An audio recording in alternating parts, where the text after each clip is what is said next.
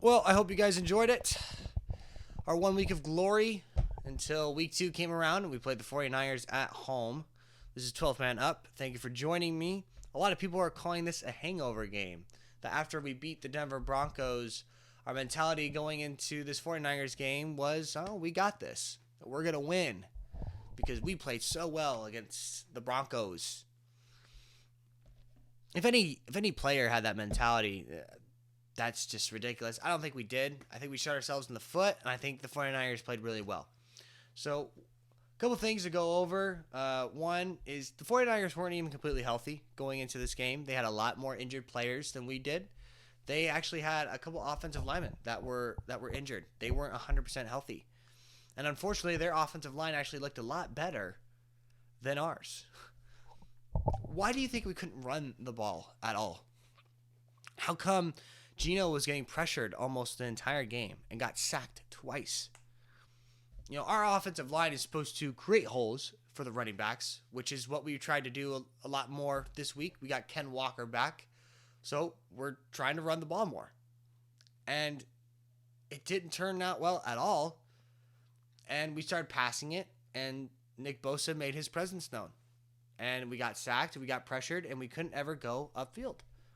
And then the one time we were able to make a great deep ball play, our offensive lineman, Abraham Lucas, caused a flag and had to bring it back. So a lot of mistakes in this game, something that the Broncos did a lot of last week. We didn't make a lot of silly mistakes, but I guess it was going to happen sooner or later. We had 10 penalties in this game, and the 49ers only had one.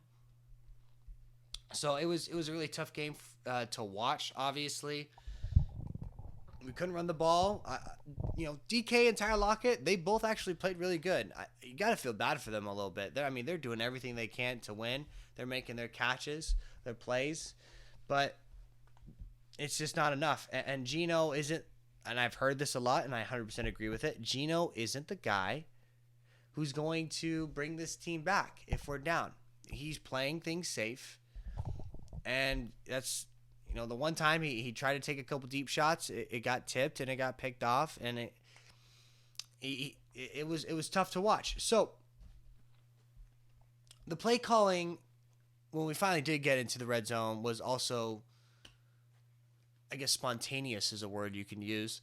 We did a wildcat play that was given to Ken Walker, and I never even had this thing rolling. Unbelievable. No, but we had a play to Ken Walker on a wildcat, a direct snap, and what could have been negative yards. I mean, he made something of it. He was able to gain, I believe, 7-8 yards and made a play out of it. And then right after, this is our first time, in the red zone about a score here. We do another wildcat play, give the ball to DJ Dallas, and he throws an absolute duck into double coverage that gets picked off. And it's just like, what is going on here?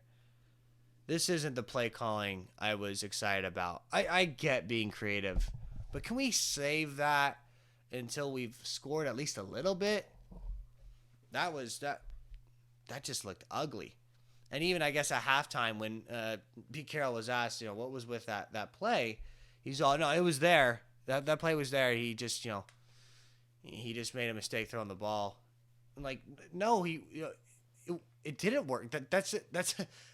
It obviously didn't work because he threw it to double coverage. So I don't know what was going in Pete's mind doing that play. I think he might have regretted it later on when he had a post-game interview. He said he should have called a timeout. But going into our defense, that was really bad too. Almost all aspects of this team looked pretty ugly. Before I even get into the defense, our special teams, other than the blocked field goal that we scored on, that was obviously amazing. We had one of our special teams players run right into Tyler Lockett, causing the fumble to allow the 49ers to kick another field goal. I mean, we were just giving them gifts throughout the entire game. And it's not to say the 49ers didn't fight and didn't put up a good game. They did, especially with Jimmy G coming in. I think he had a great game. But we were helping them. We were really helping them throughout that entire game. Now, our defense. It looked like our preseason game against the Bears. I mean, there was no tackling whatsoever, no pressure, no discipline. Our defense usually does a soft zone coverage, meaning we allow the quarterback to get those passes out to those wide receivers, tight ends, but then we tackle right away so they don't get as many yards. But the problem is, if you don't tackle, then they're going to gain a lot of yards on you. And that's exactly what happened. They were able to travel downfield with ease. Deebo Samuel was just having a day. I mean, he was just pushing players off of him left and right. And at one point, he should have had negative yards, and he ends up gaining 50. So it was really tough to watch. Now, I want to point out there were a couple players that did pretty good. We had Nwasu, who from the Chargers that we got last week, he did good, and he seemed to do good off the edge this week. So good to see that. Someone to keep around, obviously. Al Woods, big body up front. He did great getting through a couple of times, making his presence known. So no criticism to those guys at all. They did good. But Darrell Taylor, Jordan Brooks, those guys, you gotta make tackles. Our secondary, Tariq Woolen, Michael Jackson, obviously they had that good play in the special teams, like I mentioned. But they're causing flags, causing penalties in that second half, making it easy for this team. The thing I like about the Seahawks is there's always a feeling that they could come back. I mean, this is something that we had with Russell Wilson, which is, no matter if we're losing or not, there's always a chance that we can come back. And in this game, we could have came back. They weren't scoring at all. The Niners were not scoring at all in that second half. They barely were scoring. So there were opportunities to come back in this game, but we just – I think it's all about the offensive line, because they make it easier to throw the ball when we're able to create gaps for our running backs. So then we're not getting blitzed the whole time. But they couldn't do that.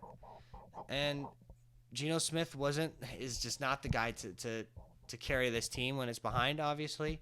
So it was a struggle.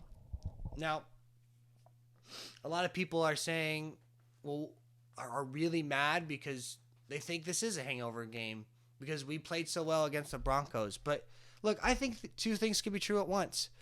We did fight for that Broncos game. I spoke about that in our last video. We fought for that game. Denver did give us a couple gifts, and a lot of people were just talking about what Denver did to allow us to win that game. And defensively, we fought for that game. But two things can be true at once. We did just enough to win that game against the Broncos, defensively and barely offensively. But the Broncos, who just played Houston this week, could be a little bit overrated. I mean, they barely just beat Houston. At one point in that game against Houston this week, they were getting booed off the field, that offense. So the Broncos aren't there yet. They're not that team that is elite, in my opinion. I think they're going to get their butts whipped against the Chargers and the Raiders and the Chiefs. So we'll see, but it wasn't like we were playing an elite team week one. We played a decent team, obviously, with Russell Wilson. Any team that has him is going to be effective. But we did just enough to win that game, and there's no reason why we should have gone into this game with the same expectation. Now, I think we should have came in with the same mentality. There's no excuse as to why we couldn't go into this game with the same mentality. We all thought we were the underdogs against the Broncos, right? Well, ESPN, I didn't have the chance to do a pregame video, but ESPN gave us a 26% chance of winning that game against the 49ers. We were the underdogs for sure. And boy, did we live up to it. We did not play good at all. So whatever mentality that we had going into this game, we need to get rid of it. And we need to go back to that mentality that we had against the Broncos. Because next week we have Atlanta, and that will be at home. And although the Falcons aren't supposedly anything special, they almost came back against the Rams. And the week before, they put up another good fight. So I think Atlanta is going to be a good test for us. Obviously, this season we're developing players. I'm not going to be super upset that we lost this game. I'm not thinking that we're going to be this incredibly great playoff team, but I do want to see our players develop. So I really hope going into this week that we're able to learn a couple of things, clean up our mistakes, and put up a better, clean battle against Atlanta. Because as long as we're able to do that, then I'll be happy. So Pete Carroll's got a handful to do this week, especially when it comes to making those tackles, working with that offensive line, and those cornerbacks. So hopefully we can get that all figured out and that we can put up a good fight against Atlanta. That's going to be all for today's video. Go Hawks.